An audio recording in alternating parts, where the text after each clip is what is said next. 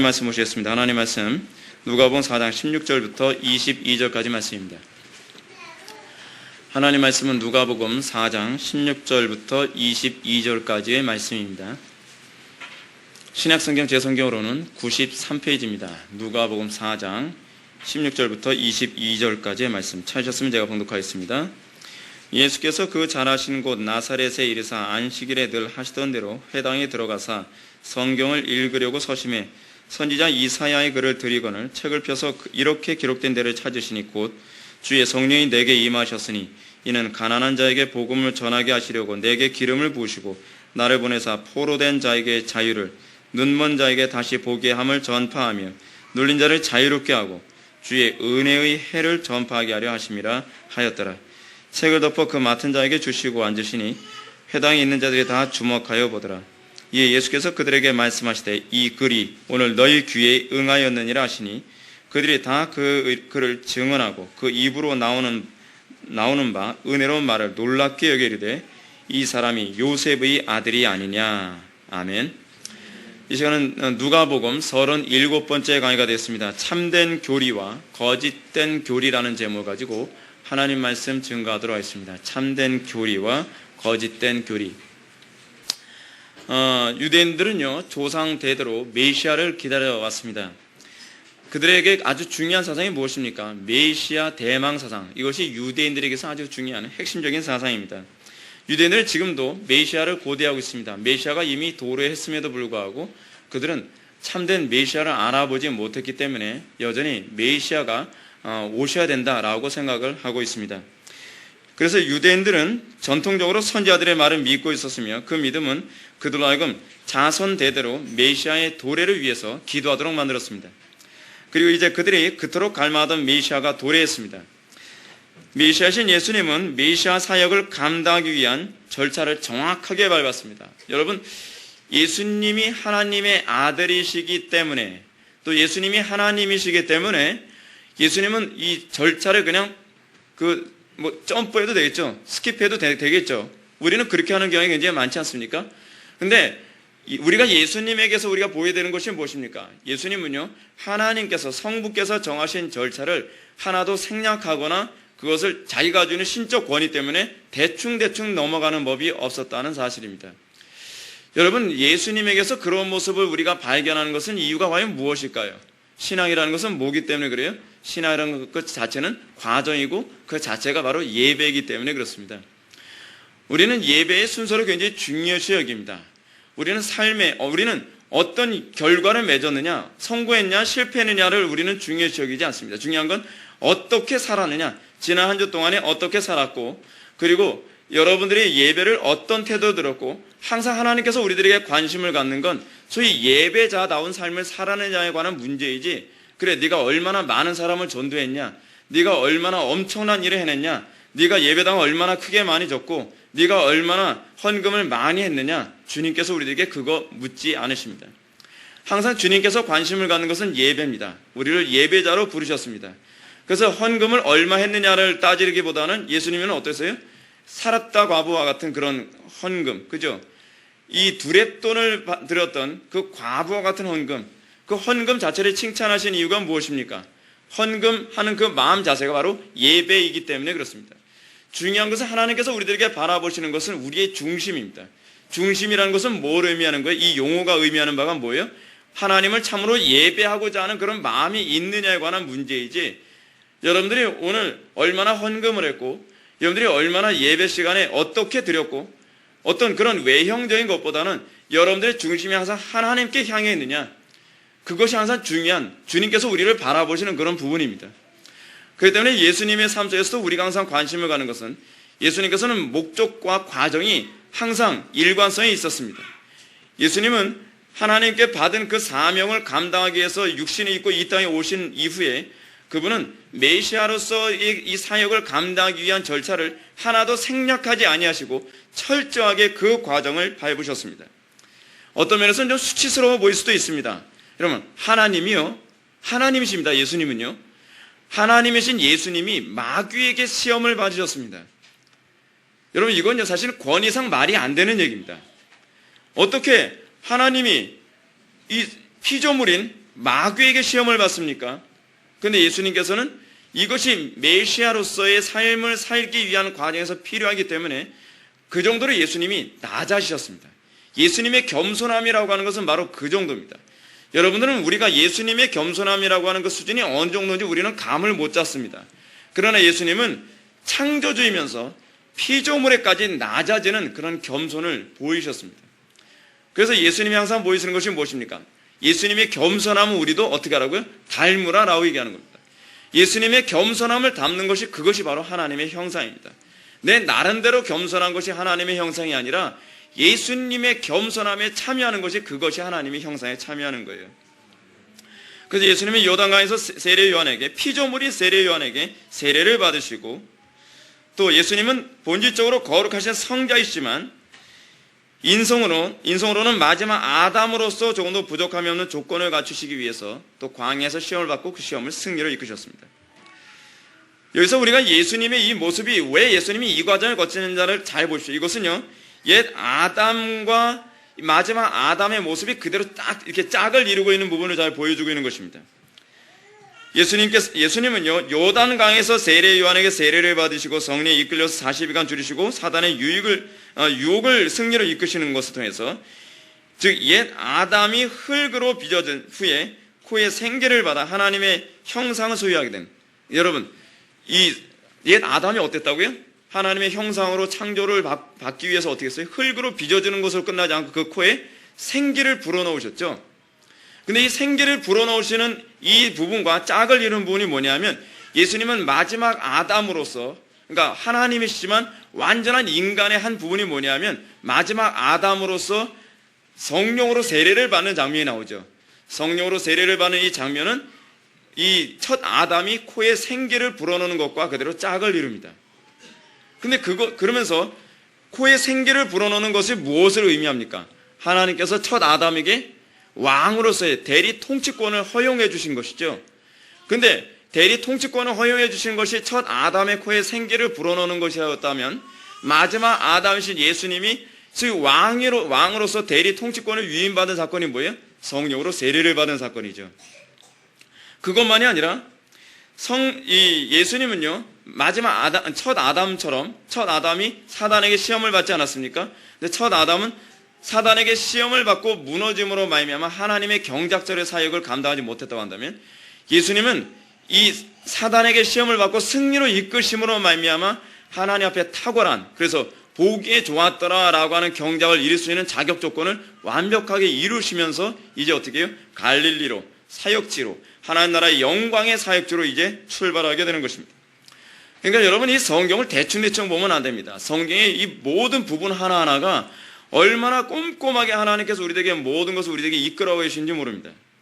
그럼 우리 주님께서 어떻게 이 세상을 하나님께서 보시기에 좋은 상태로 회복하는 여호와의 대리 통치자의 임무를 수행하게 되었는가 살펴봅시다. 먼저 우리 16절 말씀을 보시겠습니다. 16절 말씀을 다 같이 한번 읽어보실까요? 시작. 예수께서 그 자라나신 곳 나사렛에 이르사 안식일에 늘 하시던 대로 회당에 들어가사 성경을 읽으려고 서심해. 아멘. 오늘 본문을 이해하는 데 있어서 조심해야 될 것이 있는데 그것은 오늘 본문에 나타난 사역이 예수님의 공생의 처음 사역으로 이해해서는 안 된다는 것입니다. 여러분, 이 성경이 기록됐대요. 그 연대기로 꼭 그렇게 기록된 건 아닙니다. 누가의 이 복음은 다른 복음하고는 다르게 이 시간적 순서에 좀 충실하게 비교적 그렇게 기록된 편이지만 이 부분은요, 시간 순서대로 기록한 건 아니에요. 왜 그러냐면 여러분들 본문 23절 말씀을 한번 보시기 바랍니다. 23절 말씀을 보게 되면 우리가 들은 바 가버나움에서 행한 일을 내 고향 여기에서도 행하리라 하리라 라고 하는 표현이 나올 겁니다. 그죠? 예수님께서 지금 어떻게 하셨다는 거예요? 가버나움에서 이미 기사와 이적을 행하시고 거기서 말씀을 증거하셨다는 얘기입니다. 그러니까 지금 예수님께서 이 갈릴리에 와서 복음을 증거하는 사역이 예수님의 사역의 가장 처음이 아니라 그 이전에도 이미 가버나움에서 복음을 증거하셨고 가버나움에서 복음을 증거하시는 예수님의 명성이 유대 땅 안에 자자해지게 되었습니다. 그런 명성과 함께 예수님이 갈릴리에 오셨는데 갈릴리는 어떤 곳이에요? 예수님이 탄생하신 곳이 아니라 예수님이 성장하신 곳이죠. 그러다 보니까 예수님을 이렇게 좀 낮춰보는 그런 풍토 때문에 예수님 말씀을 잘 받아들이지 않는 것을 보게 됩니다. 근데 여기서 누가가 이 사건을 다른 사건들보다 더 앞당겨서 이것을 강조한 이유가 과연 무엇인가 하는 것이 굉장히 중요합니다. 여기에는 누가의 신학적 의도가 숨겨져 있습니다. 오늘 본문을 가만히 살펴보면 누가는 의도적으로 예수님의 안식일 선포를 강조함으로써 예수님이야말로 하나님의 백성들에게 진정한 안식을 주시는 분이시라는 것을 강조하기 원합니다. 그러니까 여러분 순서적으로 다르다 그랬죠. 순서적으로 예수님의 사역을 뒤에 있는 것을 앞으로 굳이 당겨서 누가는 이것을 기록을 했는데, 누가가 이것을 기록하면서 얘기하는 것이 뭐냐면 누가는 이 본문에서 이 안식을 강조하기 원하는 거예요.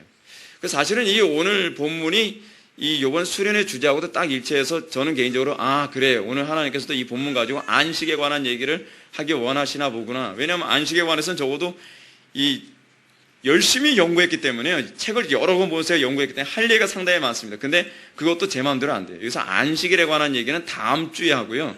여기서는 안식일에 관한 얘기가 아니라 누가가 왜 본문을 이런 식으로 구성을 했는가에 관한 좀 더 신학적인 얘기를 여러분들한테 해야만 하겠습니다. 이 얘기를 해야 될 이유가 있어요. 여러분들 딱딱하고 어려워 보일지 모르지만 이 신학적 얘기를 하지 않으면 끊임없이 수도 없이 달려드는 이단들에게 여러분들이 미혹돼서 왜 저런 식으로 얘기를 하는지 모르겠어 하면서 막 넘어가 버린단 말이에요.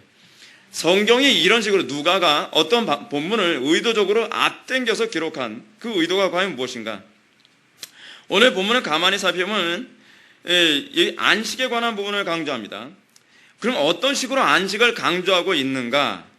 여러분 오늘 본문에 보십시오. 예수님께서 가버나움에서 설교하시는 장면을 다루지 않고 예수님이 이 갈릴리에서 설교하는 장면을 다룬 이유가 있습니다. 그것은 안식일날 설교했다는 부분을 강조하기 위해서예요. 지금 안식일날 예수님이 회당에서 설교하시는 장면이 나오죠. 그런데 안식일날 회당에서 설교하시는 장면만 나오는 것이 아니라 여러분들 31절부터 37절의 말씀을 보면 예수님은 안식일에 귀신을 쫓아내는 장면이 또 나타나게 됩니다. 그리고 또 그것만 나오는 게 아니에요.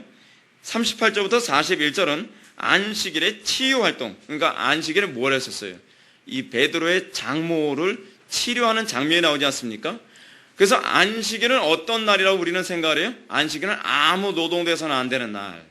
안식일은 그냥 육신적으로 그냥 쉬어야 되는 날이라고 생각하는 것에 관해서 예수님이 그거 아니다. 너희들이 율법적으로 생각하는 안식은 그런 하나님의 의도하고는 굉장히 괴리가 있다. 그래서 이 다음 시간서부터 이제 말씀드릴 것이 무엇이냐면 이 누가복음에서 얘기하는 소위 누가가 얘기하고자 하는 안식에 관한 정의는 무엇인가에 관해서 우리가 이 몇 번에 걸쳐서 살펴보게 될 거예요.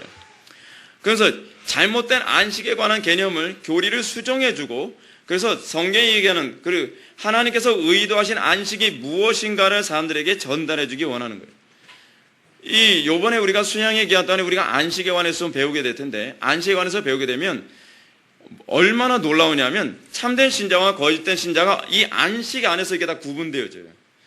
그리고 여러분들이 어떻게 살아가는 것이 안식된 삶인가, 그리고 우리가 정말 참된 안식된 삶을 살게 되어진다면 이 율법에서 얼마인지 이렇게 자유로워질 수밖에 없다는 것이 너무나 명백하게 드러나요.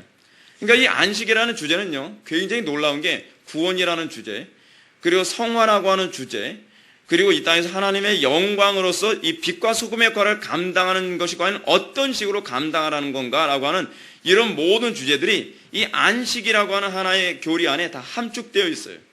그러니까 안식은요, 안식이라는 이 부분은 마치 집 파일 같아요. 집 파일 같아서 이 집을 풀게 되면, 앞쪽 파일을 풀게 되면 엄청나게 많은 부분이 막 나오지 않습니까? 마치 그런 것처럼 이 안식이라는 주제 하나만 안다고 하더라도요, 왜 사도 바울이, 왜 예수님이, 왜 이런 식으로 했는가에 관한 이 일관성이 보이기 시작을 해요.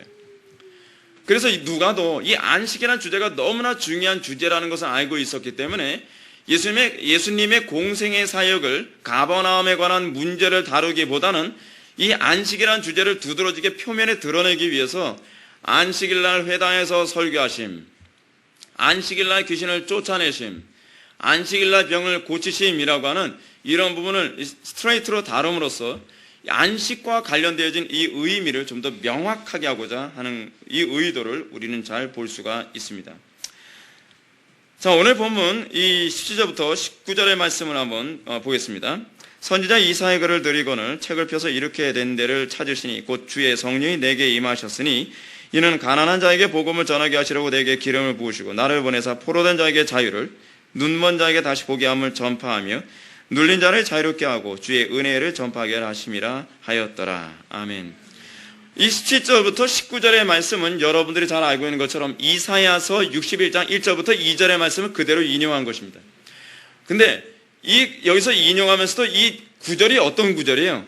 안식과 관련되어진 구절이죠. 그러니까 이번에 우리가 배울 내용 중에서 안식과 관련되어진 중요한 유대인의 절기가 있죠. 안식일이 있고요. 안식년이 있고요. 또 뭐가 있어요? 희년이 있죠. 희년.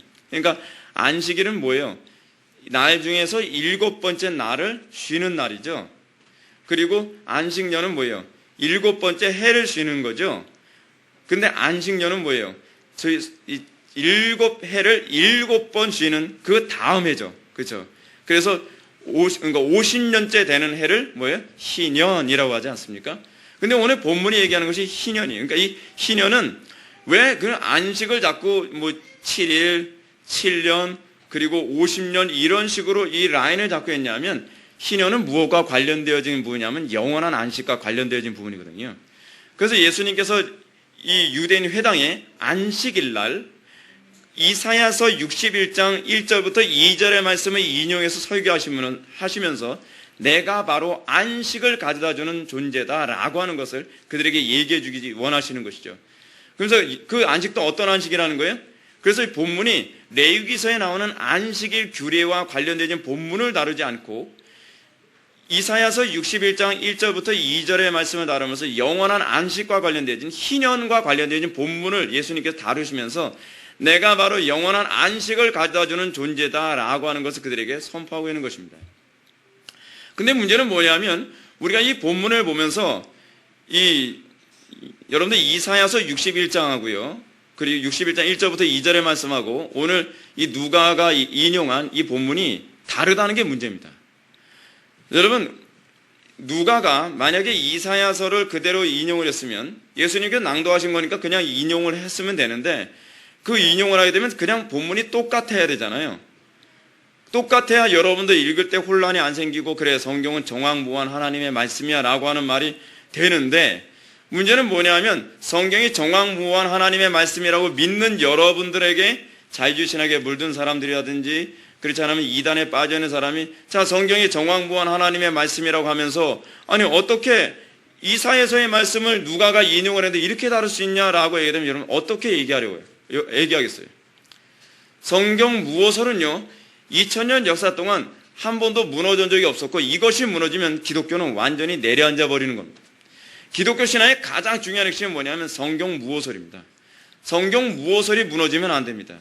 자 그렇다면 우리는 이 부분에서 이런 질문을 던져야 됩니다.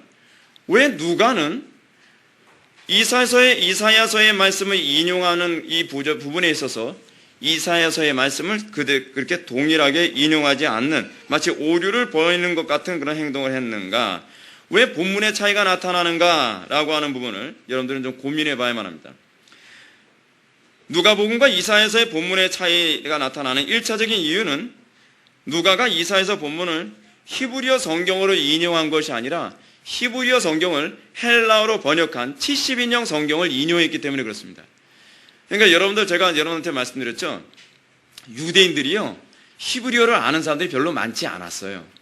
그 유대인들이 그 당시에 사용했던 언어는 히브리어가 아니라 아람어로 사용했단 말이에요.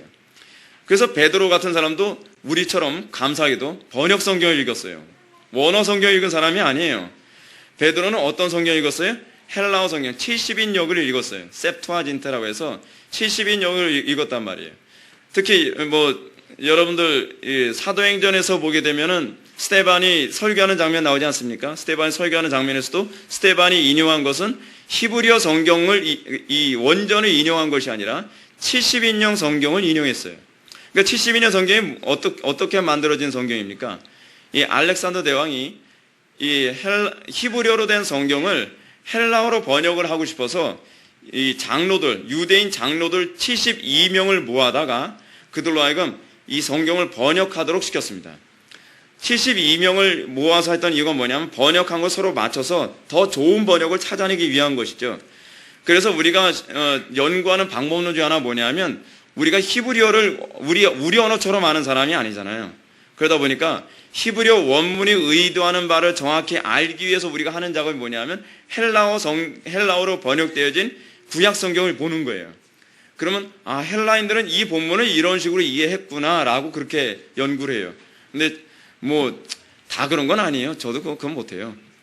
근데 문제는 뭐냐면 이 신약의 성도들이 히브리어를 잘 몰랐기 때문에 그들도 70인용 성경을 읽고 그리고 인용하던 성경꾼이 주로 70인용이다 보니까 여러분 우리 한글 성경도 여러분 그러니까 히브리어 성경 가지고 번역에 따라서 표현상의 차이가 많이 생기잖아요. 그죠?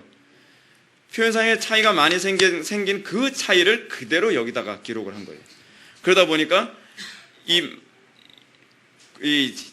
사야서를 누가가 인용을 하면서도 번역의 차이가 나타났다는 것이죠. 근데 그게 1차적인 이유예요. 근데 2차적인 이유가 있습니다. 2차적으로 이 본문에 약간 이 번역의 차이가 나타나는, 그러니까 오류처럼 보여지는 이유가 뭐냐면 누가가 이사야서를 인용할 때 자기의 신학적 의도를 반영하기 위해서 본문을 변형을 시켰어요. 제가 오늘 얘기하고자 하는 부분이 바로 이 부분이에요. 본문을 변형시키는 것. 예를 한번 들어봅시다. 히브리어 성경에서는 갇힌 자에게 노임을 전파하며 라고 기록되었으나 본 인용에서는 눈먼 자에게 다시 보게 하며로 바꾸어서 인용을 했어요. 말이 좀 다르죠. 이거는 번역사의 문제 때문에 그렇습니다. 누가가 헬라인으로서 히브리 성경을 인용하기보다는 70인역을 인용해서 그렇죠. 그러나 히브리 성경과 70인 성경에 있는 나를 보내사 마음이 상한 사람을 고치고라는 구절, 그러니까 70인 성경에도 나오고요. 그리고 히브리어 성경에도 나오는 구절을 또 빼버렸어요. 그게 없어요. 반면에 70인역과 히브리어 성경에는 없는 눌린 자를 자유케 하고라고 하는 구절이 또 거기에 삽입됐어요. 그러면 어때요, 여러분? 본문이 심하게 변형됐죠? 굉장히 심하게 변형된 겁니다. 아마도 이 눌린 자를 자유케 하고라고 하는 이 부분은 이사야서 58장 6절 말씀을 그쪽에다가 이렇게 껴놓은 것 같아요. 그러면 누가가 성경의 본문을 이렇게 함부로 변형시켜도 되는가? 여러분들 좀 고민해야 될 게 이겁니다. 여러분, 예수님을 사단이 시험할 때 어떻게 시험을 했습니까? 하나님 말씀을, 성경 말씀을 변형시켜서 그렇게 유혹을 했어요. 그래서 하나님 말씀에 대해서 우리가 뭐 하면 안 돼요? 더하거나 감하면 안 되지요. 이건 틀림없는 교리입니다. 성경이 명백하게 얘기하고 있는 부분입니다. 더하거나 감하면 안 돼요. 근데 지금 문제는 뭐냐면 누가는 지금 이사야서를 인용하면서 더하고 감하고 막 변형시켜 버렸어요. 그럼 이것이 과연 용납될 수 있는 문제인가? 이 부분이 굉장히 중요한 문제입니다. 근데 신기한 것이 뭐냐면 그럼에도 불구하고 여러분 누가는 누구의 제자예요? 바울의 제자죠. 바울이 누가의 성경을 누가가 기록한 이 누가복음을 보고 뭐라 했냐면 누가가 기록한 성경이라고 얘기했습니다. 그러니까 바울이 인정했다는 거예요. 사도들이 이 본문에 대한 해석이 문제가 없다. 이건 성경으로서 정경으로서의 가치가 있다를 누가 인정을 했냐면 사도 바울이 인정을 했어요. 사도들의 권위가 이것을 인정했다고 한다면 사도들은 이 누가의 기록이 아무런 문제가 되지 않고 정경으로 인정되는데 아무런 지장이 없다는 얘기죠. 자, 성경 말씀을 그러면 임의로 변형시켜야 되는 이유는 과연 무엇인가? 그것은 누가가 의도적으로 여러분 예수님께서 이 성경 본문만에 있고 끝냈겠습니까? 여러분 오늘 성경 말씀 본문을 다시 한번 보십시오. 본문을 다시 한번 보면 예수님이 틀림없이 설교를 하셨다라고 얘기합니다. 22절 말씀 보면 그들이 다 그를 증언하고 그 입으로 나오는 은혜로운 말을 놀랍게 여겨 이르되 이 사람이 요셉의 아들이 아니냐라고. 예수님이 설교를 하셨어요. 이 본문을 가지고 설교를 하셨는데 그러면 누가가요? 예수님 설교하신 걸 이 누가복음에 일일이 다 기록하려면 이거 재간이 있겠습니까? 저 오늘 주일 낮예배 설교 한 번만 하더라도 A4 용지로 6장, 7장 나오거든요. 근데 이걸 제가 오늘 설교한 거 또 다시 추려가지고 또 이렇게 하게 되면 8장 나오고 9장 나오고 그래요. 근데 이런 식으로 성경을 기록했다가는 성경이 이 분량이 엄청나게 많아진단 말이에요. 근데 이 예수님의 설교를요, 함축해가지고서 한 번에 딱 드러내게 한 건 무엇이냐면 이사야서 본문을 예수님이 말씀하신 그 의도에 정확하게 딱 부합하게 변형시킨 거예요. 그래서 그 본문을 읽으면 그 예수님이 읽었다고 하는 이사야서 61장 1절과 2절의 말씀을 인용을 가만히 읽으면 예수님의 설교가 그 안에 다 들어있는 거예요. 그렇게 하면서 어떻게 해요? 본문을 변형시키되 본문의 의도가 전혀 망가지지 않게 한 거예요. 사단이 본문을 변형시킨 방식은 뭐예요? 사단이 본문을 변형시킨 것은 의도를 바꾸기 위한 거거든요. 의도를 바꿔서 하나님의 의도로 완전히 다른 쪽으로 몰아가기 위한 거예요. 여기서 한 가지 중요한 사실이 나옵니다. 그것은 교리가 성경이 아님에도 불구하고 성경처럼 여겨질 수 있는 근거가 바로 여기에 있는 거예요. 특히 사도신경과 같은 전통적인 교회의 이 신앙 고백, 여러분 사도신경은 교리죠? 전통적인 신앙 고백입니다. 교리예요. 근데 우리는 왜 사도신경이 성경이 아님에도 불구하고 성경과 같은 권위로 인정될 수 있느냐? 유독 교리에 대하여 심한 거부감을 느끼는 사람들은, 교리를 추구하는 사람들이 성경이 아닌 자기들이 고안해낸 신학을 가르친다고 자꾸 비난을 합니다. 그러나 이런 태도는 오늘 본문에서 누가가 취한 태도를 볼 때 얼마나 성경에 대한 어리석음이 잘 드러나는지를 알 수 있습니다. 우리가 누가의 기록을 보면서 느끼는 것이 무엇입니까? 어찌 보면 성경을 변형시켰다는 차원에서는 사탄이나 누가나 별 차이가 없어 보이죠. 그러나 놀랍게도 사탄은 그 변형을 통해서 진리를 왜곡했습니다. 그러나 누가는 본문의 변형을 통해서 진리를 더욱더 어떻게 했어요? 선명하고 명확하게 했어요. 이게 그 차이예요. 본문을 변형시켰냐 변형시키지 않았느냐고 하는 문제가 아니라 하나님의 의도를 더욱더 선명하게 했느냐 왜곡시켰느냐고 하는 문제예요. 선명하게 만들므로써 어떻게 해요? 하나님 말씀을 더하지도 감하지도 않은 결과를 초래하는 것이죠. 무슨 말인지 여러분 이해가 가시죠? 그것이 교리예요. 그것이 교리. 교리는 분명히 성경이 아니지만 교리는 성경의 진리를 분명하고 명쾌하게 만드는 특징을 가지고 있습니다. 예를 들어서 여러분 삼위일체라고 하는 표현이 성경에 없지요. 성경이 없음에도 불구하고 삼위일체라고 하는 이 교리적 표현은 어떻게 해요? 성경의 가르침을 더하지도 않고 감하지도 않는 가장 명쾌한 의도를 거기에 다 내포해 놓고 있어요. 그래서 삼위일체라고 하는 표현만 사용하면 우리는 오류에 빠지질 않아요. 이게 바로 교리의 특징이에요. 그러나 교리라는 것이 가지고 있는 위험성은 성경의 진리를 분명하게 하는 역할뿐만 아니라 성경의 진리를 약화시키거나 왜곡시키는 일도 한다는 것을 알아야 돼요. 그것을 뭐라 그래요, 우리는요? 거짓 교리라고 해요. 거짓 교리. 그러니까 사단이 시편의 말씀을 왜곡해서 예수님을 미혹하려 하지 않았습니까? 그 왜곡을 통한 미혹을 바로 뭐예요? 거짓 교리의 특징이에요. 거짓 교리의 특징. 다시 한번 말씀드리지만 교리는 성경이 아닙니다. 교리는 단지 성경의 진리를 선명하게 하며 일관성 있게 하고 또 그것이 분명하게 우리들에게 이해될 수 있도록 우리들에게 주어진 것입니다. 그러므로 교리는 진리를 드러내는 것만이 아니라 자칫 진리를 희석시키거나 왜곡시키는 방식으로도 나타날 수 있다는 것을 여러분들이 염두에 두어야만 합니다. 저하고 눈을 마주치십시오. 성경에 눈 처박지 마시고요. 예를 들어서 여러분 로마 가톨릭의 교리를 봅시다. 로마 가톨릭은 성경 말씀을 사용합니다. 근데 그들이 성경 말씀을 사용하되 그들은 성경 말씀을 교묘하게 왜곡을 시켜서 어떻게 해요? 진리를 점점 희석시키거나, 그러니까 진리에 물을 타는 거죠. 진리를 희석시키거나 그렇지 진리를 왜곡해서 사람들에게는 진리에 이르지 못하게 만들지 않습니까? 특히 로마 가톨릭과 기독교는 동일한 사도신경을 고백하지만 그 교리를 어떻게 해석하느냐에 따라서 진리가 더욱더 선명해지기도 하고 진리가 더욱더 어두워지기도 합니다. 이런 이유 때문에 우리는 교리에 대하여 관심을 갖되 반드시 그 교리가 성경적인 진리를 분명하게 드러내기 위한 교리인지 그렇지 않은지를 우리는 분별할 수 있는 통찰이 필요합니다. 자, 근데 문제가 뭐예요?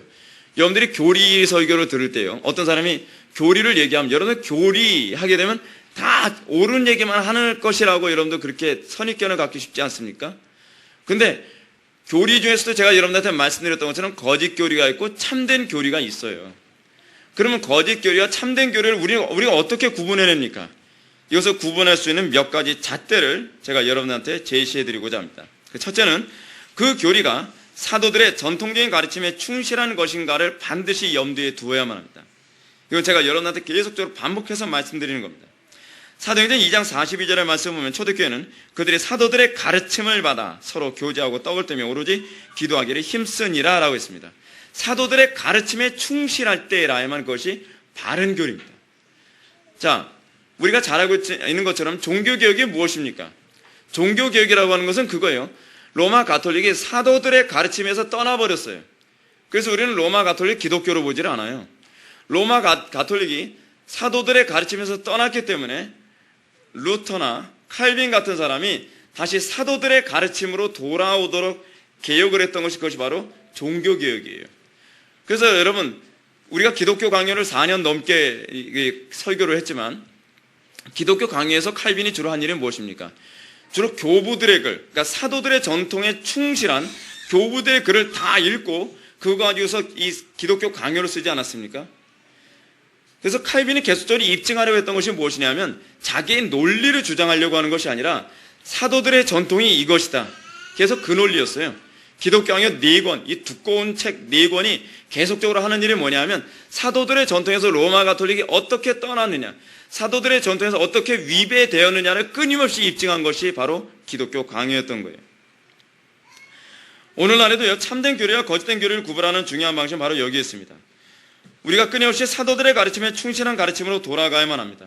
아무리 여러분들에게 달콤한 얘기를 한다 할지라도, 기사와 이적이 일어난다 할지라도, 온갖 희한한 일이 일어난다 할지라도, 또는 여러분들의 마음을 편안하게 해준다 할지라도 그것이 사도들의 가르침에 위배되어진다면 그것은 틀림없이 거짓된 교리임에 틀림없습니다. 이거에 여러분 속아서는 안 됩니다. 두 번째로 우리가 참된 교리와 거짓된 교리를 구분하기 위해 필요한 것은 십자가입니다. 굉장히 중요한 부분입니다.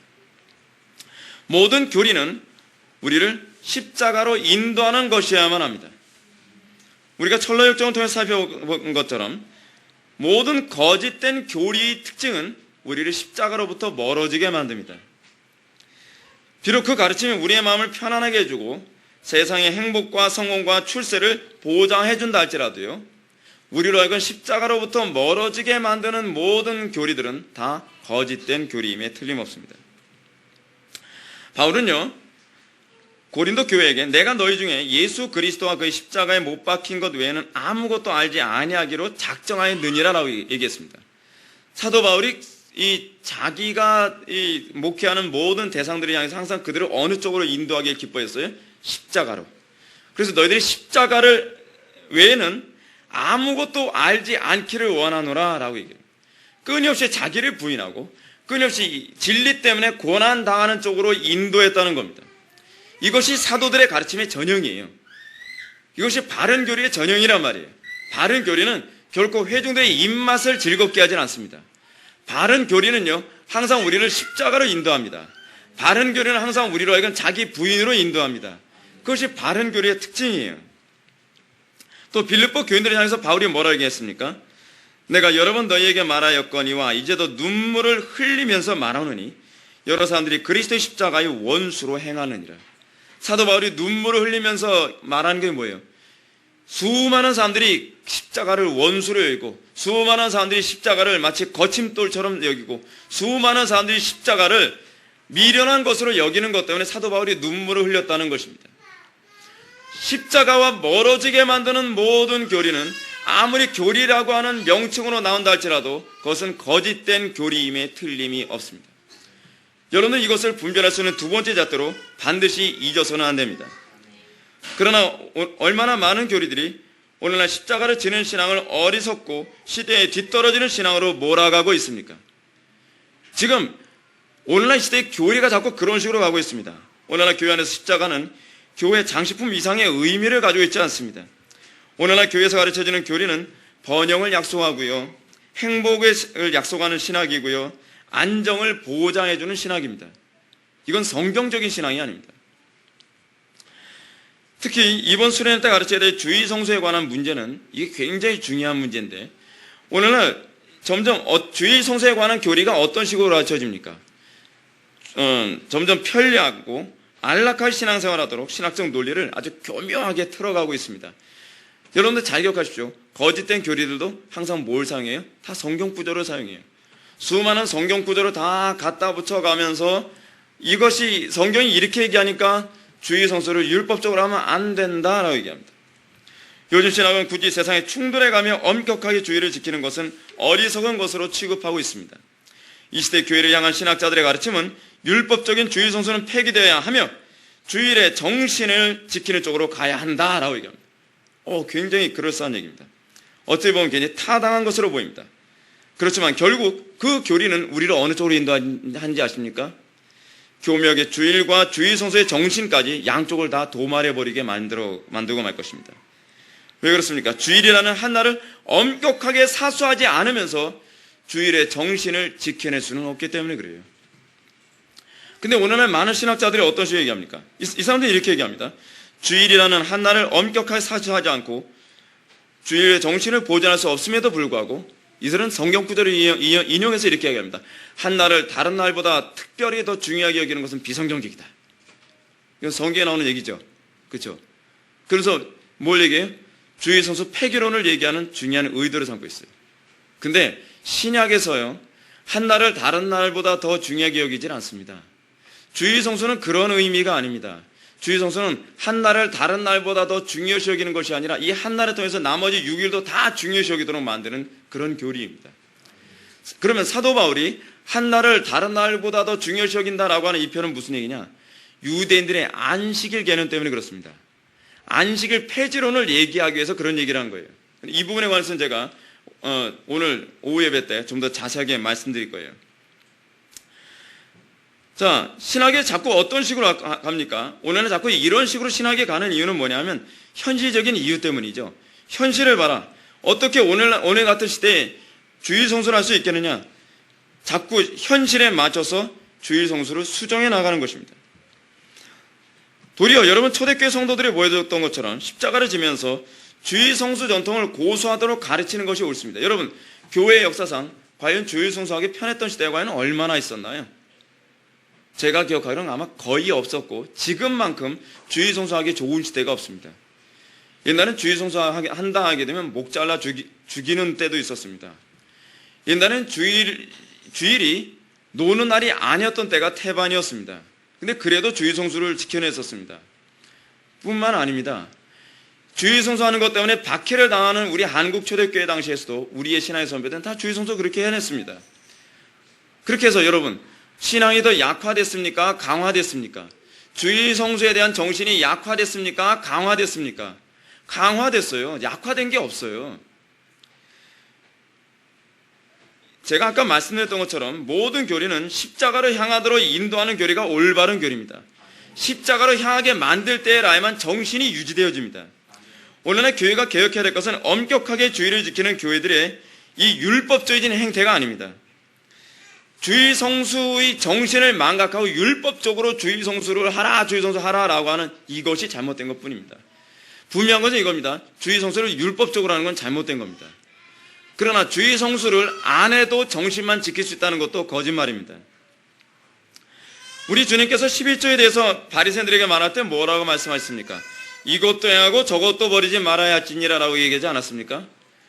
여러분, 주일 성수에 관한 개념도 이것입니다. 오늘날 소위 신학자들이 이런 식으로 얘기합니다. 자, 오늘날 청교도들의 정신을 위임받은 우리 한국교회가 주일 성수를 율법적으로 지키게 함으로써 얼마나 교회가 피폐해졌느냐. 주일 성수 안 하면 정결하지 않나. 주일 성수를 율법적으로 하는 것 때문에 주일날 직장에 나가야 되는 사람들, 주일날도 여전히 공부해야 되는 학생들, 그런 사람들 자꾸 억압한다. 과연 그럴까요? 문제는 율법적으로 주일 성수를 하는 사람들이 문제이지, 믿음으로 주일 성수를 하는 사람들은 오히려 그 믿음이 강화된다는 사실입니다. 오늘날 주일 성수의 풍토도 이런 차원에서 우리는 예수님과 동일한 용어를 사용해서 적용해야만 합니다. 이것도 행하고 저것도 버리지 말아야 할지니라. 일요일을 주일로 성수하는 것도 행하고, 그리고 주일의 정신을 잃어버린 것을 다시 회복해야 할지니라. 그렇게 이해해야만 합니다. 물론 우리가 이렇게 살아간다면 분명히 많은 십자가 고난을 감수해야만 할 것입니다. 그러나 십자가 고난이 있기 때문에 이런 교회는 이것이 옳다는 것이 또다시 입증되어지는 것입니다. 도리어 성경적인 모든 교리는 우리를 십자가로 인도하기 때문에 그런 것이죠. 세 번째로 참된 교리는 그리스도의 영광을 인도하는 것이어야만 합니다. 모든 참된 교리는 항상 그리스도의 영광을 인도하는 것이어야만 합니다. 제가 이 부분을 말씀드리는 것은 십자가를 지고 어려움에 빠진다 해서 다 올바른 교리라고 말할 수 없다는 거예요. 여러분들 신앙생활 한다면서 저는 고난받으니까 신앙생활 잘하나 봐요. 제가 십자가를 지니까 저는 신앙생활 잘하나 봐요 라고 그렇게 생각하지 말라는 거예요. 사도 베드로가 선을 행함으로 고난받는 것이 하나님의 뜻일진데 악을 행함으로 고난받는 것보다 나으니라 라고 했습니다. 고난은요 꼭 선을 행할 때만 오는 것만 아닙니다. 진리대로 산다고 해서 무조건 사는 것만 고난이 오는 것이 아니라 악을 행함으로 또는 자기가 어리석어서 고난을 받는 경우도 있다는 거예요. 우리는 이걸 구분할 수 있어야만 합니다. 내가 믿음대로 살기 때문에 고난을 당하는 것인지, 내가 광신자이기 때문에 고난을 당하는 것인지, 내가 어리석어서 고난을 당하는 것인지를 구분하지 못하면 이것이 또 하나님의 영광을 해치는 중요한 문제로 작용한다는 겁니다. 그러나 이러한 고난은 그리스도의 영광을 드러내지 않죠. 제가 앞에서 언급했던 우리 한국교회 주의성수 교리가 성경적이었다는 점은 바로 이것으로 다 입증되어집니다. 그들은 주의성수를 통해서 고난만 당한 것이 아니라 그들이 주의성수를 통해서 하나님의 영광을 나타냈습니다. 오늘날 북한에서도 주의성수를 하는 성도들, 그것 때문에 핍박당하고 순교당하는 사람도 있습니다. 그것을 통해서 광신자라는 소리를 듣는 것이 아니라 오히려 그것을 통해서 하나님의 영광이 나타나고 있습니다. 그리고 그 영광 때문에 나도 예수 믿으면 저렇게 살 수 있느냐라고 질문을 던지는 일이 생겨나고 있습니다. 우리 한국 초대교회가 보여줬던 것처럼 엄격한 주의성수는 하나님의 영광을 드러내는 중요한 근거가 되었습니다. 그리고 건강한 교회 성장의 밑거름이 되었습니다. 그러나 이단이나 광신적 교회들이 가르치는 거짓된 교리는 고난만 있을 뿐 그 열매가 결코 아름답지가 못합니다. 여러분 신천지다, 그렇지 않으면 만민중앙교회다, 무슨 여러 가지 이단들이 있습니다. 그들이 항상 하는 소리가 이겁니다. 내가 예수님 때문에 고난당하는 것 같아. 내가 정말 감사해. 근데 착각을 하면 안 되는 게 바로 그거예요. 그들의 그런 모습에 대해서 하나님의 영광이 얼마나 훼손되고 있느냐를 보지 못하는 거예요. 고난 당하고 있다는 것 그 자체만 자기 의로 삼는 거예요.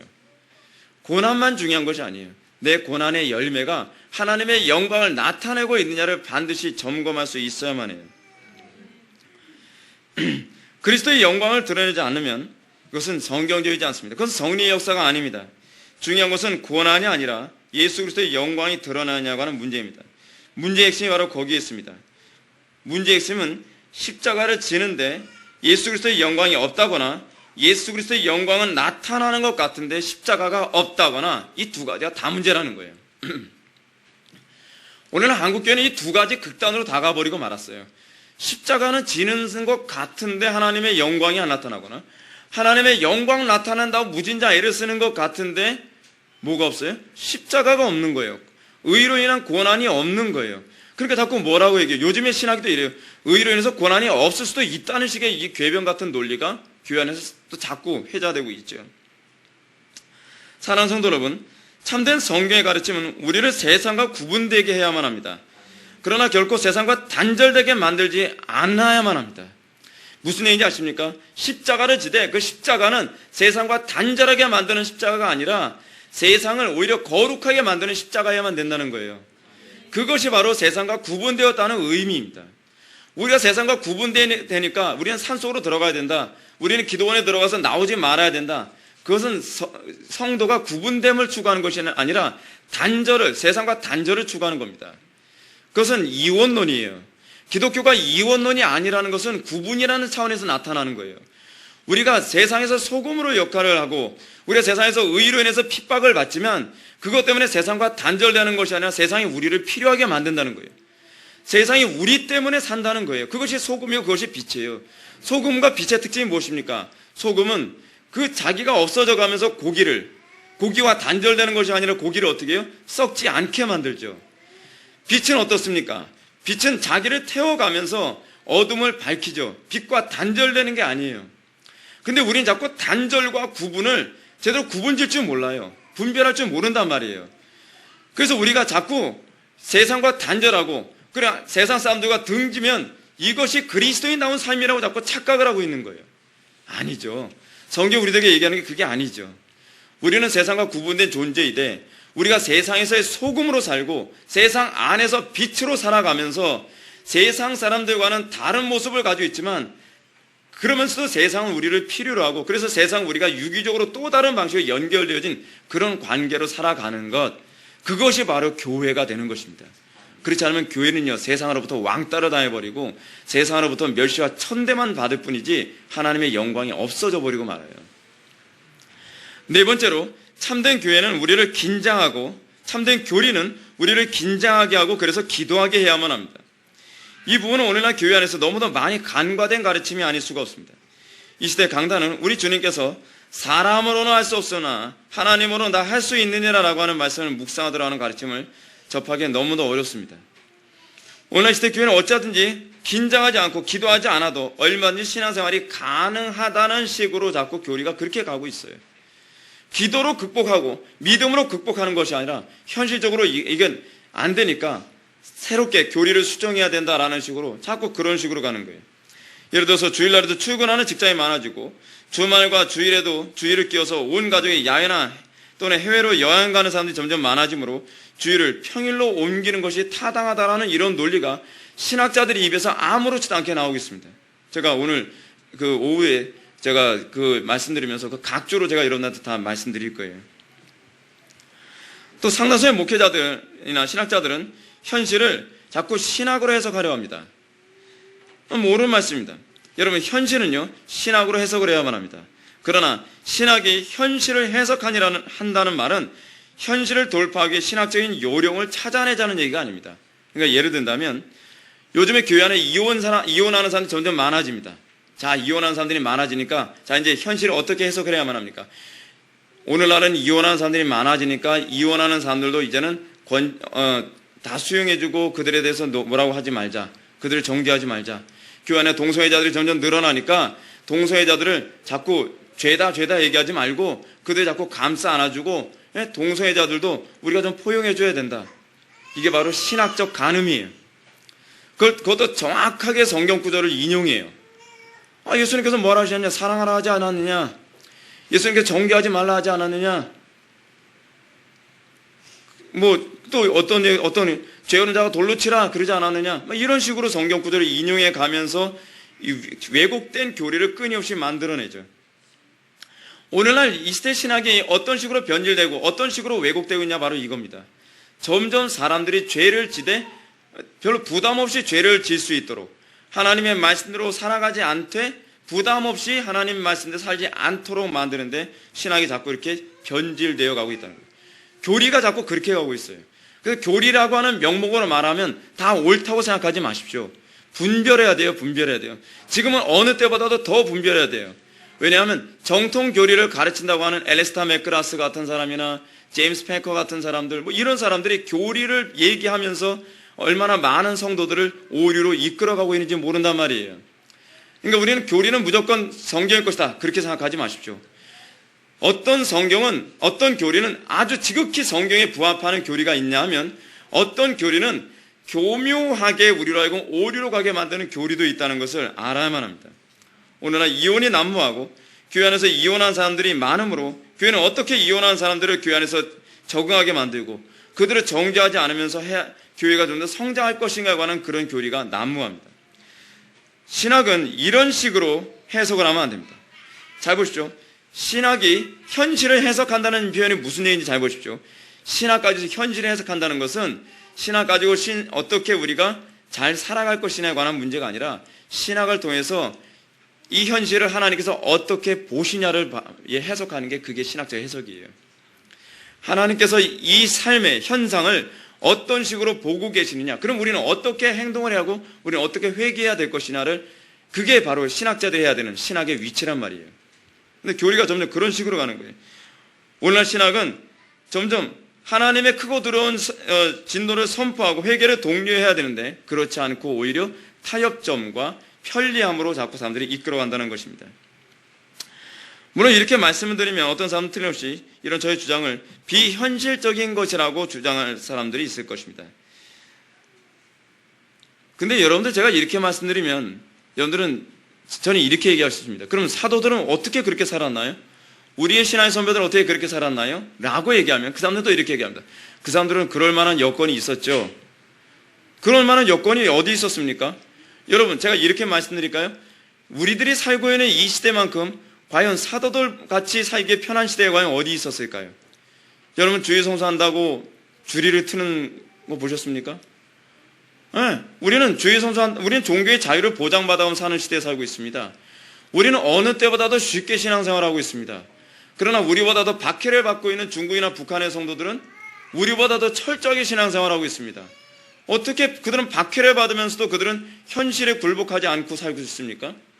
왜 그거에 대해서 우리는 답변하려 들지 않습니까? 우리는 왜 신학적으로 그 부분을 제대로 해석하려 들지 않습니까? 여러분, 우리 신앙의 선배들이나 사도들은 이것을 믿었습니다. 어차피 오직 의인은 믿음으로만 산다. 믿음으로 산다는 것은 사람으로는 할 수 없고 하나님만 할 수 있다. 그러면 사람으로는 할 수 없고 하나님만 할 수 있는 그런 삶을 어떻게 사는가? 어떻게 해요? 기도를 통해서, 은혜를 통해서. 우리가 끊임없이 하나님 앞에 은혜를 구하는 존재로 살아가야만 하는 이유는 바로 거기에 있습니다. 그리고 모든 교리는 그래서 항상 여러분들에게 긴장하게 만들고 여러분들에게 기도하게 만들어야만 합니다. 기도하지 않고서는 살 수 없다는 것을 인정하게 만드는 것. 그래서 더욱더 우리를 겸비하게 만들고, 그래서 나는 무능하고 하나님만 능력 있다는 것을 인정하게 만드는 것. 그것이 참된 교리가 항상 우리에게 어필하는 방식입니다. 그러나 오늘날 교회 안에서 만연하고 있는 거짓된 교리들은 더 이상 초월의 하나님이 개입해야 될 어떤 여지가 없도록 만들었습니다. 마치 이신론의 하나님처럼 하나님은 교회를 만드시고요. 그리고 그 교회가 주님 오시는 그날까지 알아서 성장하고 진행해 나갈 수 있도록 많은 소스를 제공해 주시고요. 하나님은 더 이상 초월적으로 역사하지 않는 것처럼 생각합니다. 하나님이 열중샷하고 그래 너희들이 내가 교리 다 줬고 성경 줬으니까 그 가지고 알아서 잘 살아라. 그리고 때 되면 내가 올게 라고 생각하는 거예요. 그게 어디 신학인지 아십니까? 독일 신학이 그래요. 독일 신학은요 더 이상 초월의 하나님을 인정하지 않아요. 근데 오늘날 우리가 소위 교리를 추구한다는 사람들도 그런 식으로 소위 이성만 필요한 것이 교회 신앙생활이라고 생각합니다. 이성만 필요하죠? 오늘날요. 머리만 좋으면 됩니다. 더 이상 믿음이 필요하지 않습니다. 기성화 이적? 그거는 이단이고 그거는 잘못된 것이고 어떻게 저럴 수 있어? 저건 광신이다 라고 밀어붙이면 우리는 마음 편하게 신앙생활을 할 수 있어요. 근데 그게 성경적인 신학이 아니에요. 성경적인 교리는 어떤지 아십니까? 우리의 무능함을 깨달아서 항상 초월의 하나님이 나와 함께 매 순간마다 함께하지 않으면 나는 살 수 없다는 것을 인정하게 만드는 교리가 항상 성경적으로 바람직한 신앙인 것을 믿으시기 바랍니다.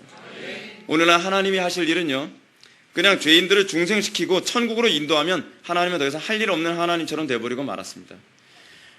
성경에서 얘기하는 하나님은 여러분들 직장에서도 필요한 하나님이시고 여러분들의 가정에서도 필요한 하나님이시고 여러분들이 자녀를 키우면서도 필요한 하나님이십니다.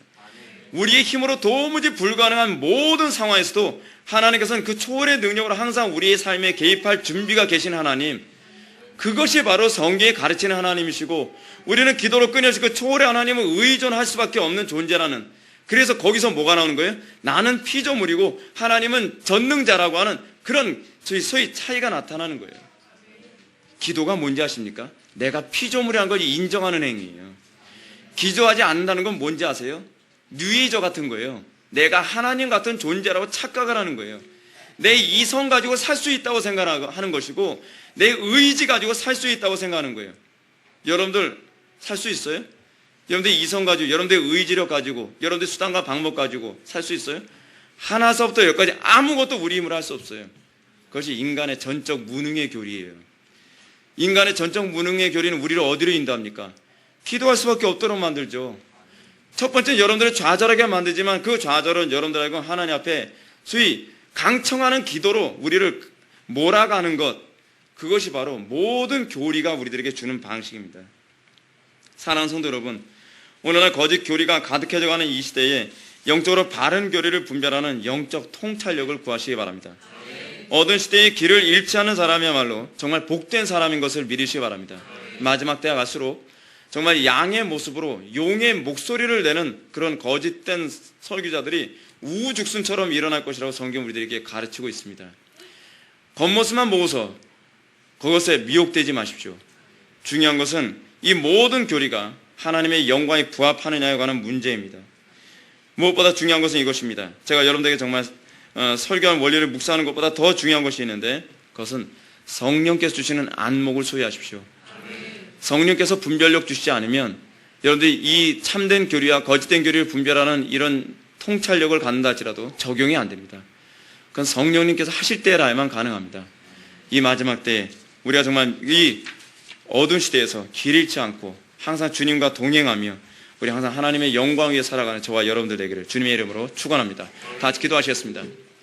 사랑이 많으신 하나님 아버지, 우리에게 믿음 주시고 우리에게 분별력 주셔서 우리가 어두운 시대에 우리가 길 잃지 않게 하여 주시오며, 거짓된 교리로 가득한 이 시대에서 성경 말씀을 가지고 끊임없이 우리를 미혹하는 이 시대에서 우리가 바른 교리에 이 안목이 열려서 우리가 길 잃지 않고 주님과 동행하며 주님 오시는 그날까지 꿋꿋하게 걸어갈 수 있도록 은혜 베풀어 주옵소서. 예수님의 거룩하신 이름으로 기도드립나이다.